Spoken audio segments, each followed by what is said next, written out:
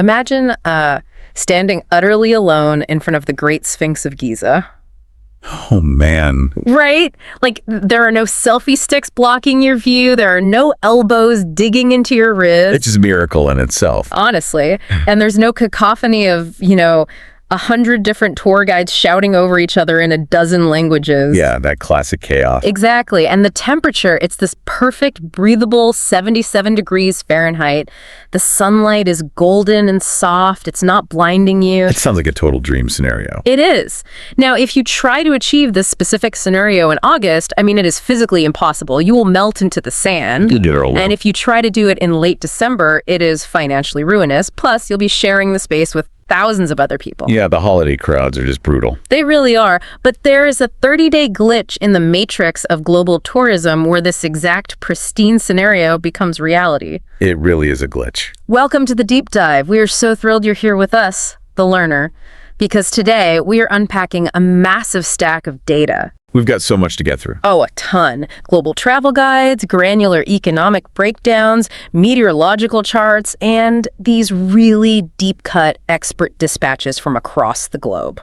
And, every single data point converges on one strategic, almost unbelievable conclusion. Which brings us to the core of this whole thing. Right, which is that this one specific, completely overlooked month is arguably the most powerful lever a traveler can pull. Wow. Yeah, it is a mathematical and honestly a meteorological anomaly. Okay, let's unpack this. Because for most of us, I think the calendar has these fixed identities, Absolutely. Like July is sunburns, totally inflated flight prices, and fighting for a towel space on the beach. Yeah, the classic summer struggle. And December is just this chaotic marathon of holidays, family obligations, and peak-tier hotel rates. It's exhausting just thinking about it. It really is. But the mission of our deep dive today, for you listening, is to decode what we are calling the November sweet spot. The sweet spot. I love that.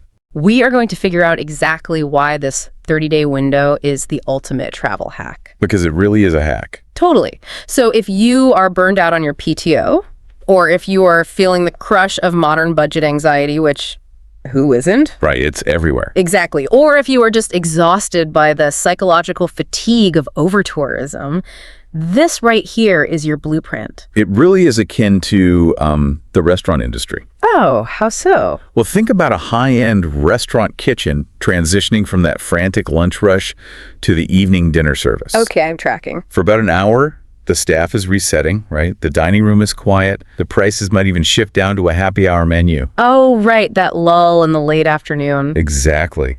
And if you slip in right then, you essentially get the chef's undivided attention. Wow, that's a great way to look at it. Yeah, and that is exactly what global tourism is doing in November. It sits precariously between that massive October school break scramble. Right, which happens all across Europe and parts of the West. Yeah, between that and the absolute frenzy of the December holidays. It's basically the VIP lounge of the calendar year. That's a perfect way to put it. But it's not just about avoiding crowds, right? It's about the underlying physical mechanics of the planet during this exact window. Oh, the meteorological shifts are huge. So let's start by chasing the sun. But we're doing it smartly. Right. Let's look at destinations where the weather is historically just, a completely hostile. Like unbearable. Yeah. I was digging into the meteorological data for the Middle East and North Africa, and the transformation is staggering. Let's talk about Egypt. Yeah, the mechanics of Egypt's climate are actually fascinating. What's happening there exactly? Well, for a large portion of the year, there's this subtropical ridge. It's this massive belt of high pressure that just sits squarely over the region. Oh, wow. And it creates this sweltering, totally oppressive desert climate. You're looking at temperatures that can easily exceed 100 degrees Fahrenheit. Which makes physical exertion super dangerous. Very dangerous. Yeah. But in November, that pressure system actually shifts. The intense angle of the summer sun drops. Okay, so it cools off. Dramatically. The average temperatures settle around a perfect 25 degrees Celsius, which is about 77 degrees Fahrenheit. And what does that mean for the physical experience on the ground? It changes everything. It means you aren't just surviving the history, right? You are actually absorbing it. Exactly. You're not just trying to endure it. You can walk the Valley of the Kings and actually look up at the hieroglyphs instead of looking down desperately searching for a patch of shade. Right, you're actually present. But what really caught my eye in these guides wasn't just the ancient tombs, it was the coast. Oh, the Red Sea. Yeah, the Red Sea is apparently in its prime right now. It really is. And that's because water retains heat much longer than the desert air does. Okay, that makes sense. So over the grueling summer, the Red Sea absorbs all that solar energy. By November, the air temperature has dropped to that comfortable 77 degrees, but the water is essentially this massive, naturally heated pool. Wow, that sounds incredible. It is. For destinations like Hurghada, you have these crystal clear waters without the oppressive atmospheric heat above the surface. And the diving community is just obsessed with this window, from what I read. Oh, absolutely. The guides specifically highlighted the SS Thistlegorm wreck. That's a legendary spot. Yeah, for anyone who doesn't know, this is a British merchant navy ship that was bombed in World War II. Right. It sank fully loaded with Allied supplies. We're talking like Norton motorcycles, Bedford trucks, even steam locomotives just lying on the ocean floor. It's wild to see. And in November, the water clarity in the Red Sea is pristine because the plankton blooms of the warmer months have actually died off. Yeah, the visibility is perfect. So you are basically floating through this sunken museum with perfect visibility. Exactly. Or, if you prefer to stay dry, the guides mention playing a round of golf at Madinat Makati. Oh, right. You're under this mild winter sun, the greens are lush, and you aren't paying those peak season winter golf premiums. Which can be astronomical. Totally. And you see that exact same meteorological shift happening in Oman. Okay, let's talk about Oman. Oman is arguably the most brilliant shoulder season play right now. We're talking about the Wahiba Sands Desert. I read about that. In July, the sand temperatures there can literally melt the soles of your shoes. Wow.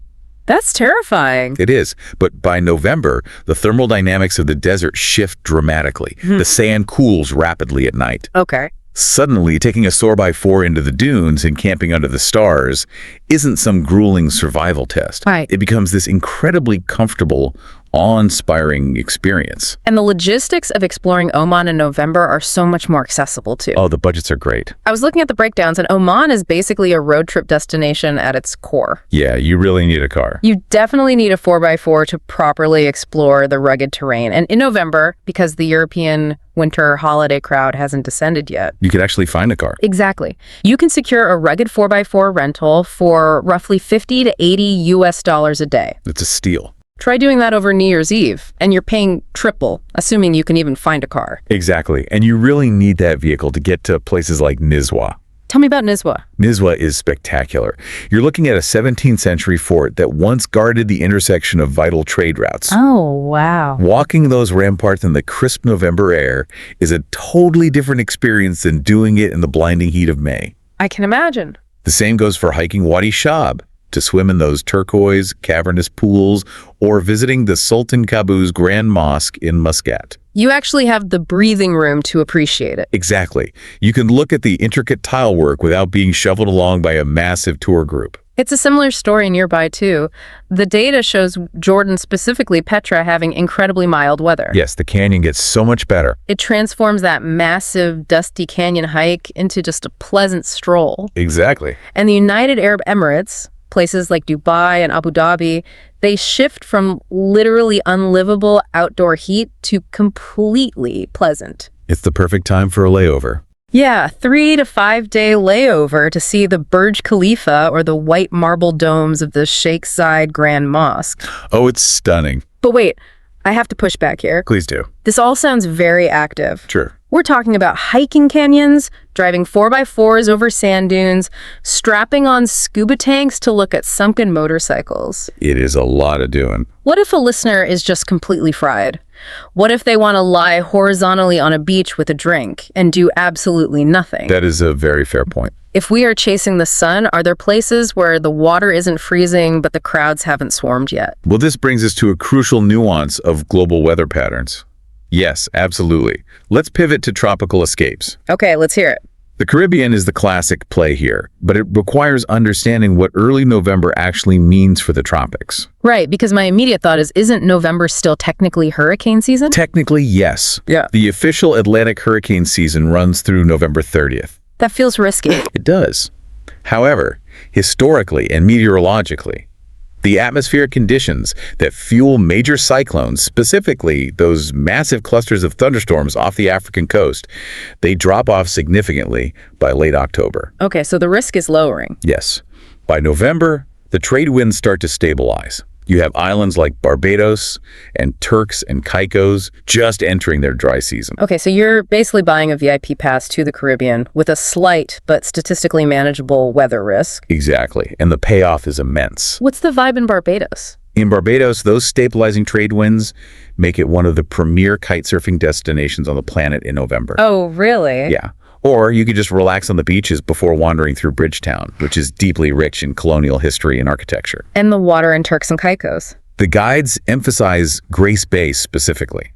Because the intense summer storms have passed, the water column settles. Okay. The sediment drops to the ocean floor.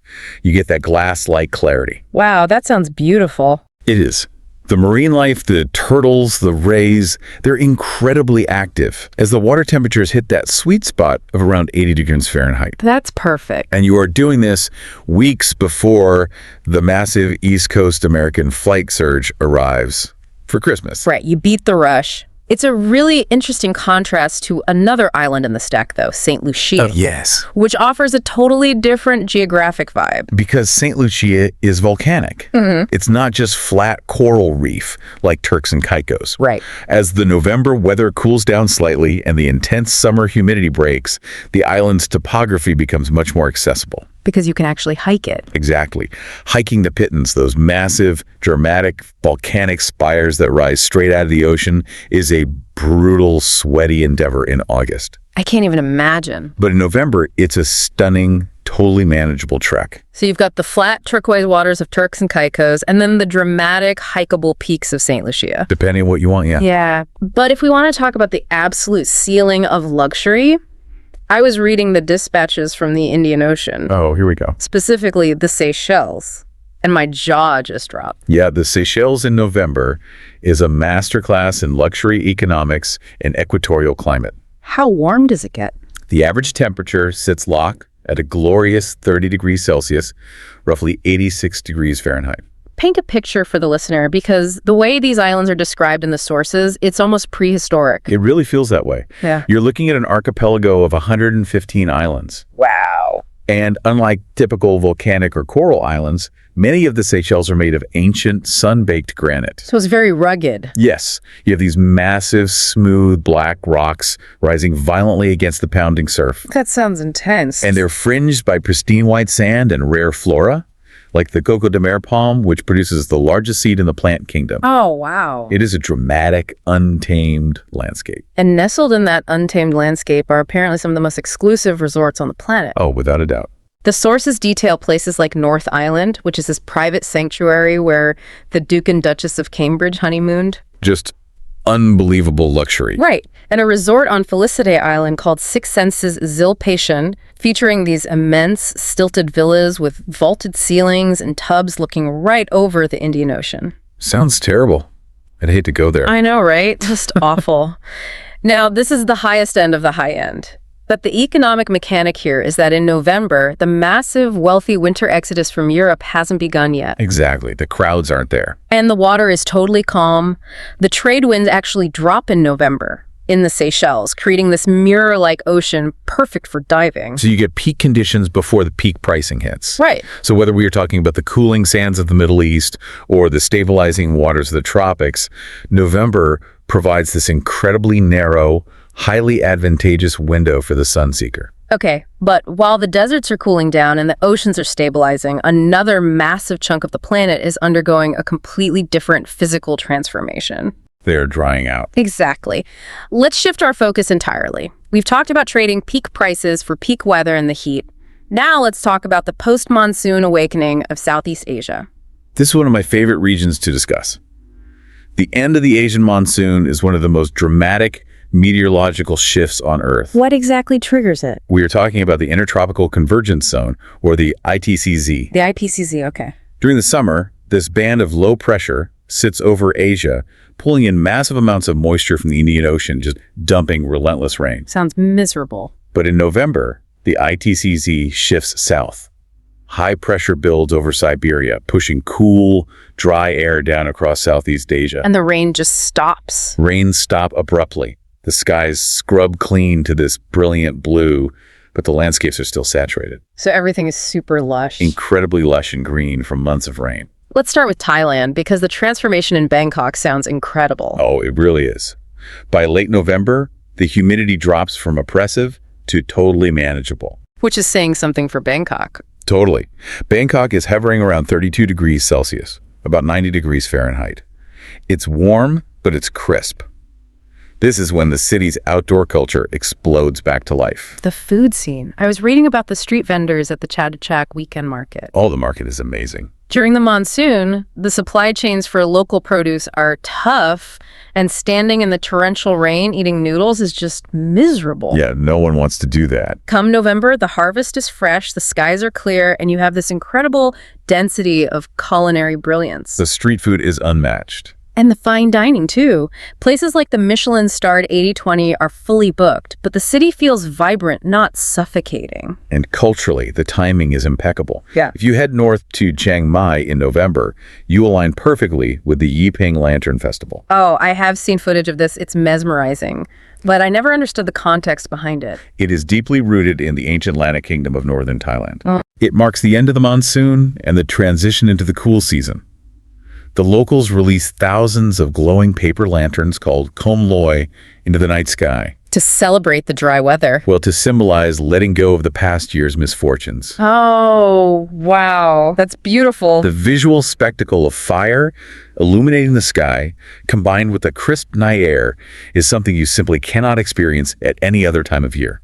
Now, what about Vietnam and Cambodia? Because they share that post-monsoon geography. They do. But from what I read, the actual climate on the ground varies wildly depending on your latitude. That's the geographical quirk of Vietnam.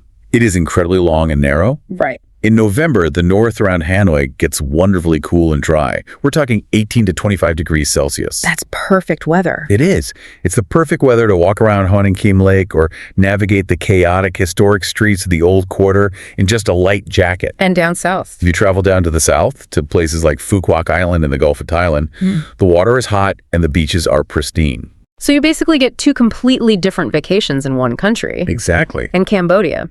Everyone instantly pictures the sweltering jungle around Angkor Wat. Yeah, that classic image. The data points out that November provides a much more merciful climate for exploring those massive temple complexes. It really does. But there was a detail in the dispatches about Cambodia that completely surprised me. You're referring to the coastline. Exactly. Cambodia is globally synonymous with ancient history. Right. But the guides highlight that its southern coastline, specifically the Koh Rong archipelago, is quietly emerging as this serene, untouched alternative to Thailand's heavily developed beaches. A huge shift. Luxury hotel brands are apparently quietly building these eco-resorts there, offering a pristine beach experience that Thailand hasn't seen since the 1990s. It's really smart development. And if you are seeking that untouched serenity, the absolute pinnacle in November is Laos. Laos, really? Yeah. Because it's landlocked and mountainous, Laos is completely insulated from the mass beach tourism that dominates its neighbors. I was looking at Luang Prabang. It sounds like an absolute dreamscape. It is. In November, the intense rains cease. The humidity vanishes. So it's comfortable. Very. You can wake up at dawn in Luang Prabang to witness the daily almsgiving ceremony of the Buddhist monks in cool, quiet air. That sounds incredible. You could hike to the Kwangzi waterfalls, which are roaring with fresh monsoon water but are crystal clear. Wow. And crucially, the hydrodynamics of the Mekong River are perfect. Meaning what, exactly? The water levels are high from the rains, making the river easily navigable.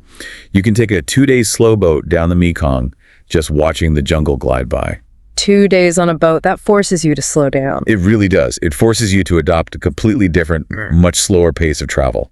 Across the water, the Philippines is also entering its dry season. Yes. The guides are obsessed with Palawan, you know, those towering limestone karsts and emerald lagoons. Palawan is gorgeous. November is the exact window where the typhoons end, but the massive international crowds haven't arrived to fill up the boat tours yet. That's exactly. So we have this sweeping overview of post-monsoon Asia, but here's where we have to talk economics. The best part. I am looking at the budget breakdowns provided in these guides, and the numbers are so low I initially thought they were typos. I don't blame you. The financial leverage of Southeast Asia in November is staggering. Let's break it down. I'm looking at Laos.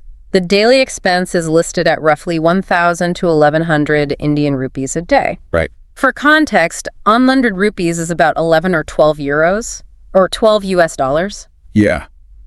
I read that and immediately thought, okay, is this a backpacker-only reality? Right. Am I sleeping on a bamboo mat in a room with 12 strangers to get these prices? Can you actually travel comfortably? It is a completely valid question, but you have to understand the economic tiers detailed in the sources. Walk me through it. Let's use Laos as the baseline. Yes, a strict budget trip meaning staying in clean but basic hostels and eating exclusively incredible local street food that might cost you 600 to 900 euros for an entire multi-week trip. Which is less than a month's rent almost anywhere in the West. Exactly. It's incredibly cheap. Yeah. But let's look at the top tier. The sources detail a luxury trip to Laos. What does luxury look like there? We are talking premium boutique accommodations like restored French colonial mansions, private guided river tours, and high-end dining. Sounds amazing. That absolute top-tier experience maxes out around 1,800 to 2,500 euros for a multi-week trip. That is wild. If you're a listener who has been saving up for a European vacation and feeling totally priced out by the massive inflation in hotel costs over the last few years, this data point should completely rewrite your travel strategy. Oh, 100%. You are getting 5-star treatment, private guides, and deep cultural immersion for the price of a standard domestic long weekend in the States or Western Europe. And the reason this pricing exists in November is purely algorithmic. Algorithmic? How so? Airline and hotel pricing algorithms are heavily tied to Western school holidays and corporate holiday schedules. Right. The algorithm knows the weather in Asia is perfect in November, but it also knows demand won't spike until the week before Christmas. Because everyone is stuck at work or school. Exactly. So you are stepping into a massive pricing inefficiency. You get the peak season climate at shoulder season rates. It is the literal definition of a travel hack. Truly. All right, so we've chased the cooling deserts near the equator. We've dried out in the Asian post-monsoon.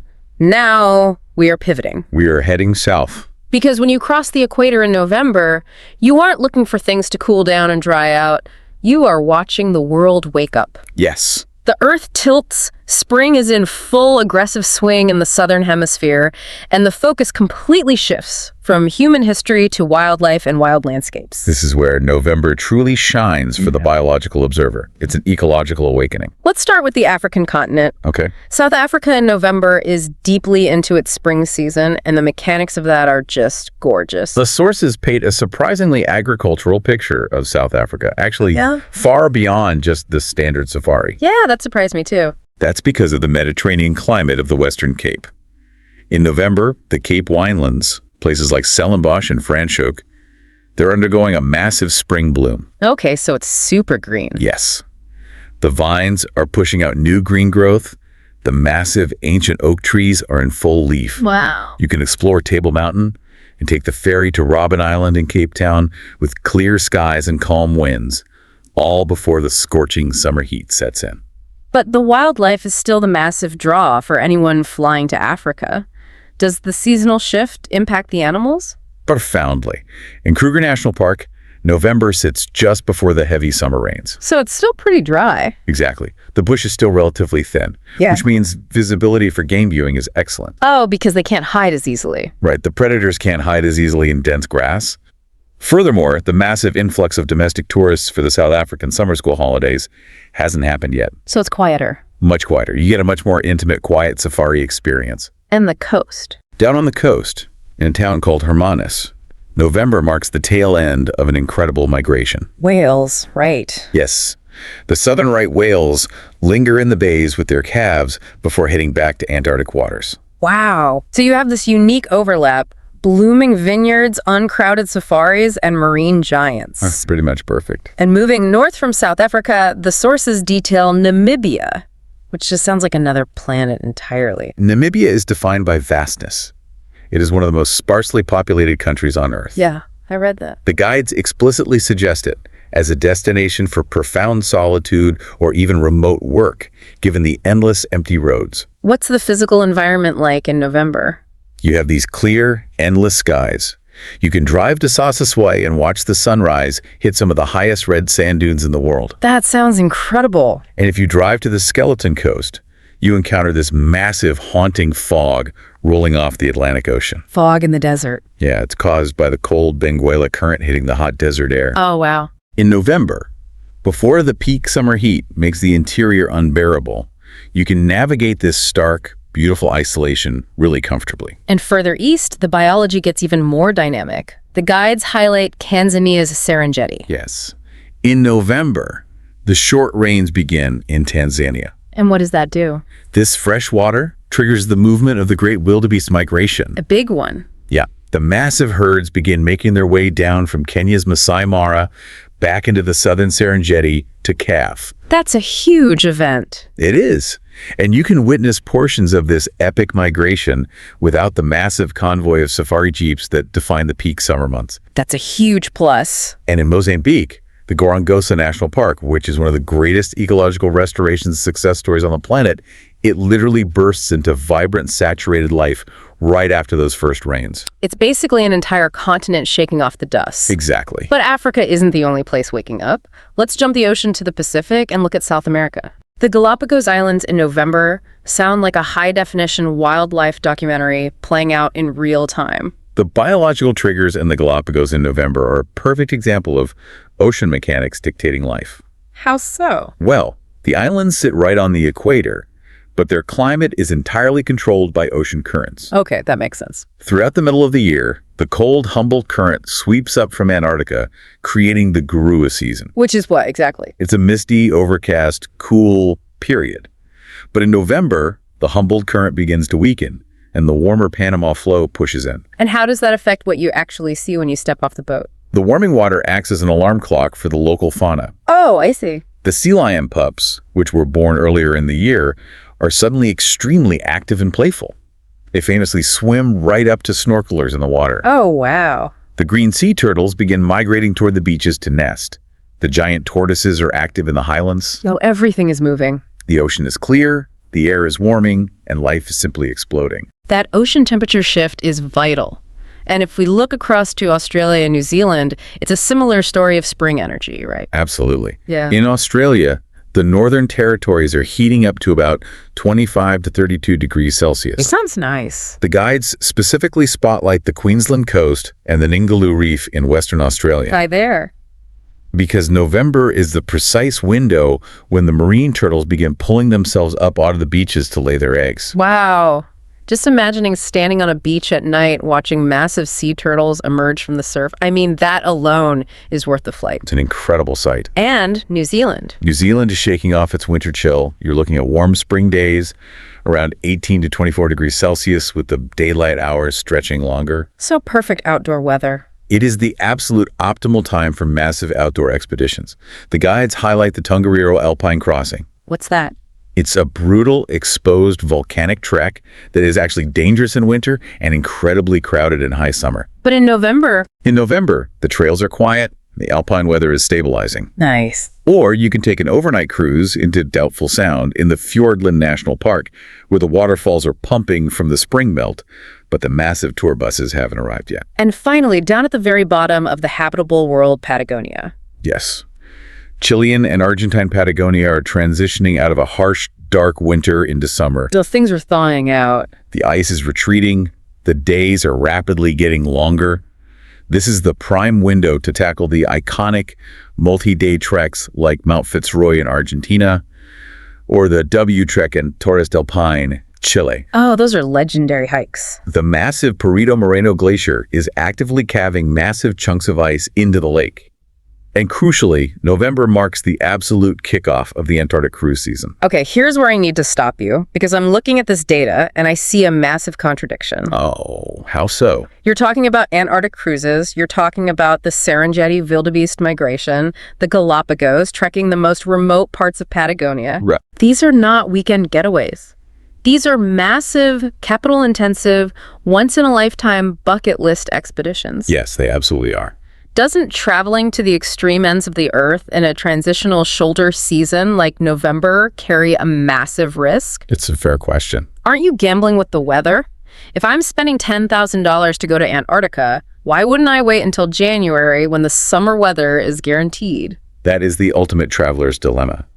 But if we step back and look at the reality of modern exploration, you have to understand the trade-off you're making. Okay, what's the trade-off? Yes, going to Patagonia or taking an Antarctic cruise in November carries a slight unpredictability in weather. Which means? You might get an extra day of rain, you might hit a late-season snow squall, but that slight meteorological risk is exactly the currency you pay to have these massive, fragile, awe-inspiring landscapes almost entirely to yourself. So you're literally buying solitude with a side of weather risk. Exactly. Nature does not care about the peak tourist calendar. That's very true. The turtles hatch when the temperature is right.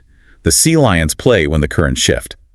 By going in November, you are trading a tiny bit of weather certainty for a vastly superior, uncrowded, raw experience. It changes the whole vibe. You want to feel infinitely small when you look at a Patagonian glacier.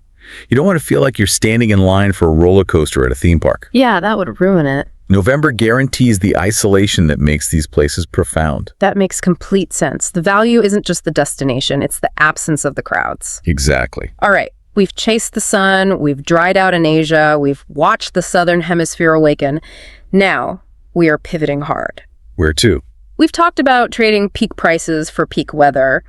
But what happens when you trade peak weather for total cultural isolation? That brings us to the gamble of Europe. Yes, Europe in November is not for the faint of heart, and it is certainly not for the sun seeker. Definitely not. It requires a highly strategic mindset. It is about actively embracing the chill, the dark, and seeking out intense cultural depth. Let's look at the absolute extreme end of the spectrum first. Iceland. Oh, Iceland. Yes. The meteorological data for Reykjavik in November is staggering. It's pretty bleak. The temperatures hover between 5 degrees and 0 degrees Celsius, roughly 32 to 41 degrees Fahrenheit.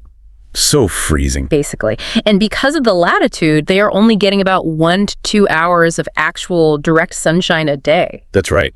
That sounds completely brutal. Why would anyone volunteer for that? It sounds brutal if your metric for a good vacation is a tan. Right. But that intense, persistent darkness is exactly the mechanism that enables Iceland's greatest natural phenomenon, the aurora borealis, the northern lights. Oh, for The darkness acts as a blank canvas. November puts you right into the heart of the aurora season. So you need the dark. You do. The solar particles hitting the Earth's magnetic field are constantly reacting, but you need the deep, prolonged darkness of the Icelandic winter to actually see the neon green and purple ribbons dancing across the sky. So you are leaning into the extreme. Fully.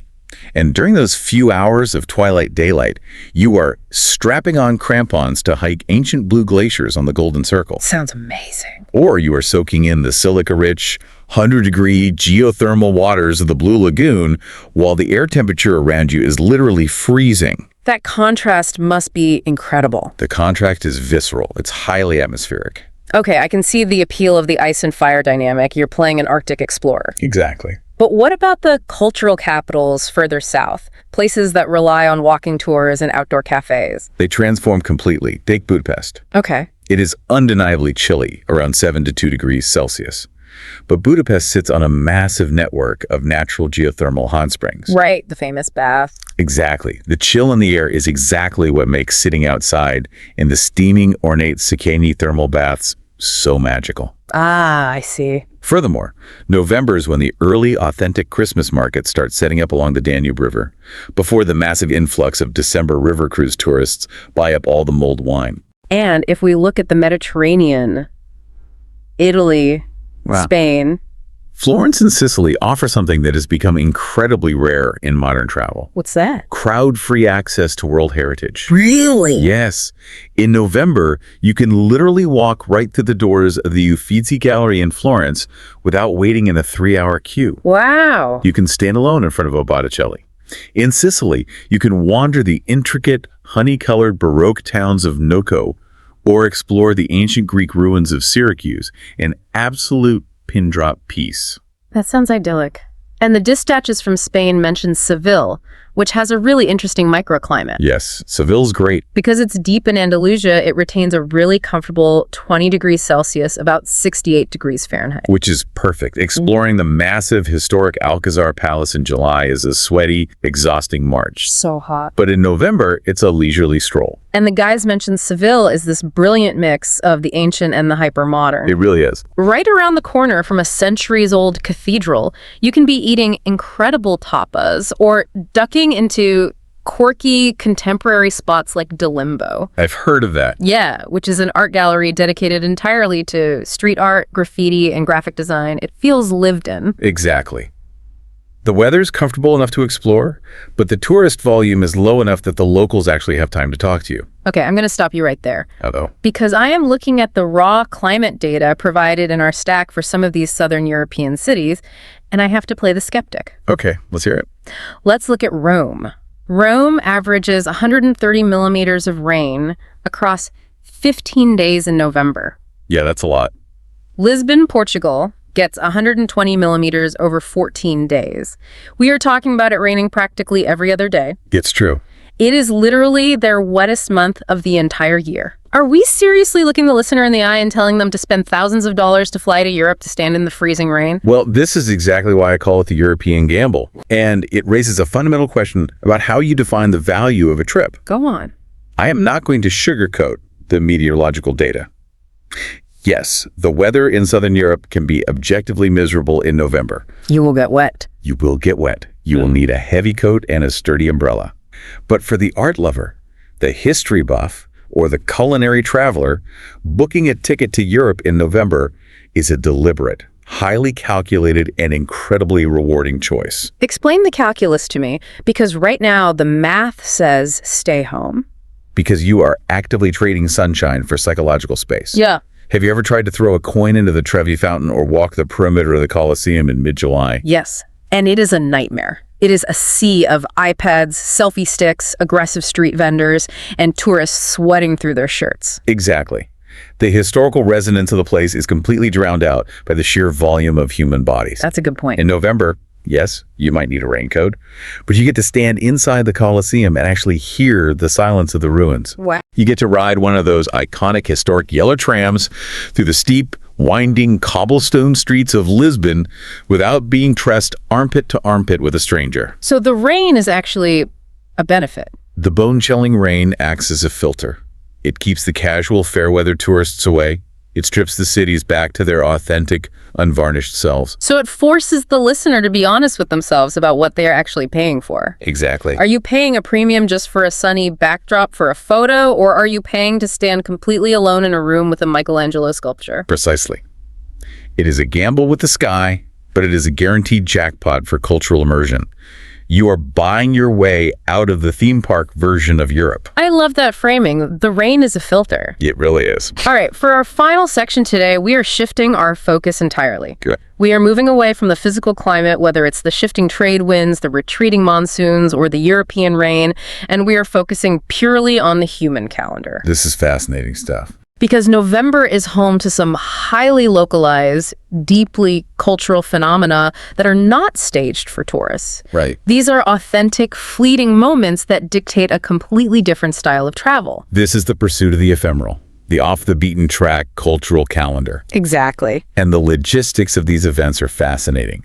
Let's start by looking at Bhutan. We briefly touched on the post-monsoon weather in the Himalayas earlier, but the dispatches highlight a very specific, hyper-local reason to be in Bhutan in November. Yes, the Black-necked Crane Festival in the Phobjika Valley. What exactly is that? This is an incredible intersection of conservation ecology and local folklore.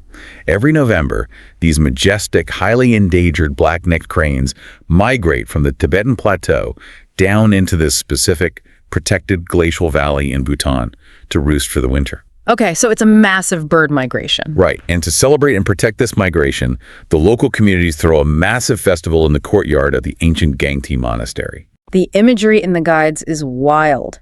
They describe locals wearing these intricate, heavy bird masks and costumes, Yes, it's very elaborate. performing complex dances and singing folk songs that literally emulate the movements of the cranes. It is a celebration deeply rooted in Buddhist respect for all sentient life. That's beautiful. And while you are in the country for this incredibly specific weekend, the broader conditions are perfect for trekking. Right, because of the clear skies. The guides note it's the optimal window to hike the Druk Path trek, or to make the grueling vertical ascent to the Tiger's Nest Monastery, which clings to a sheer rock cliff 900 meters above the Paro Valley. The skies are crystal clear, offering panoramic views of the unclimbed Himalayan peaks. It's an incredible time to go. Jumping continents over to Africa, Ethiopia boasts a phenomenal November calendar. Oh, Ethiopia is amazing. The heavy summer rains finally cease, which dries out the dirt roads and opens up access to the staggering endemic wildlife in the Bale Mountains. Right. But culturally, the country hosts two massive, incredibly distinct events.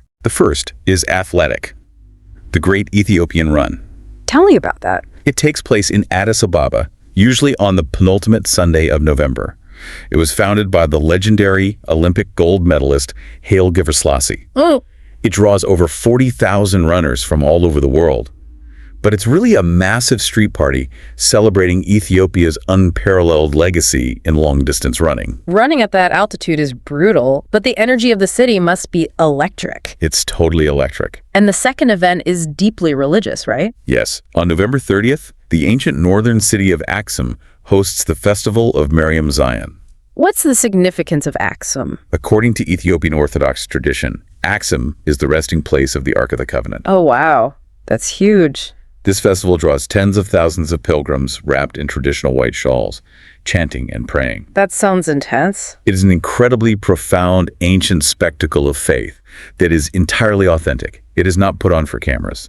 These events are so hyper-specific, and the guides throw out two more totally contrasting cultural moments. Let's look at Denmark. Denmark in November. Okay. The sources describe the Hubertus horse races taking place in the massive deer park in Klampenborg, just north of Copenhagen. Oh, I've seen pictures of this. Thousands of locals gather in the crisp autumn air to watch horses jump over natural obstacles. Sounds fun. And then, following a deeply Nordic tradition, people go to the Helgeland baths and literally hurl themselves into the freezing ocean waters. The physiology of the cold plunge is a massive part of Danish winter culture. It sounds so shocking. The shock of the cold, followed by the intense heat of a sauna, is a ritual of endurance and community. In contrast, that icy plunge with the heat and color of Mexico. Oh, Dia de los Muertos. Yes, November 1st marks the Day of the Dead. The guides specifically point to Oaxaca as the cultural epicenter for this. It's incredible there. The long, muddy, rainy season has just ended in the southern mountains and the Yucatan Peninsula. The air is dry, and the streets are overflowing with massive, colorful parades, brass bands, intricate sugar skulls, and millions of bright orange marigold flowers. It's a sensory overload in the best way. It is an ancient Mesoamerican agricultural cycle tied directly to a spiritual cycle, a vibrant, joyous celebration of life, and a welcoming back of past loved ones. So you have massive parades in Mexico, freezing ocean plunges in Denmark, ancient religious pilgrimages in Ethiopia, and ecological dances in Bhutan. And this brings me to a massive philosophical question for you. Okay, hit me. Imagine, as a listener, organizing your precious limited PTO, your entire travel year, around a single flock of cranes migrating to a valley in Bhutan or a local horse race in a Danish park. It was a big shift. It's a completely different paradigm of vacationing. Why do you think modern travelers are starting to seek out these hyper-specific fleeting moments instead of just booking a week at a resort? Well, I think we have to look at the psychology of the modern internet. Oh, so? We are living in an era of intense algorithmic information overload. Oh, definitely. Every square inch of the globe has been optimized, drone filmed, and categorized into an easily digestible top 10 things to do list. Yeah, nothing is a secret anymore. Exactly. You can see a high-definition tour of the Eiffel Tower or the beaches of Bali on your phone while standing in line for coffee. The mystery is just gone. So what's the result? As a result, travelers are starting to crave the ephemeral. They want the antidote to the Instagram algorithm, the things you can't just pull up on a screen any day of the year. Exactly.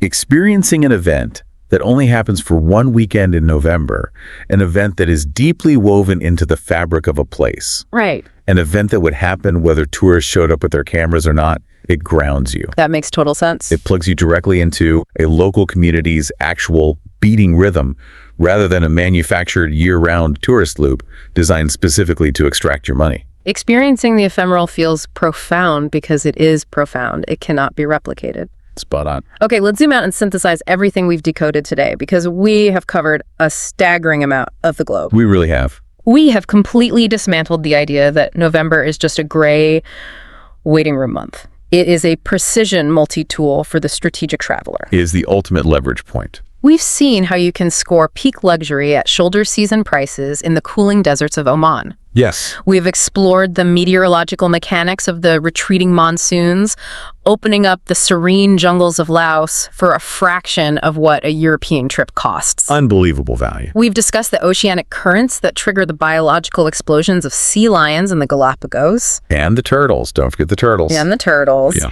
And we've talked about the calculated psychological gamble of actively braving the rain just to have the empty halls of the Uffizi Gallery in Florence entirely to yourself. Trading weather for peace. November doesn't just reward the traveler. It rewards the strategic thinker. It requires a fundamental shift in perspective. It really does. And that is my direct call to action for you listening right now.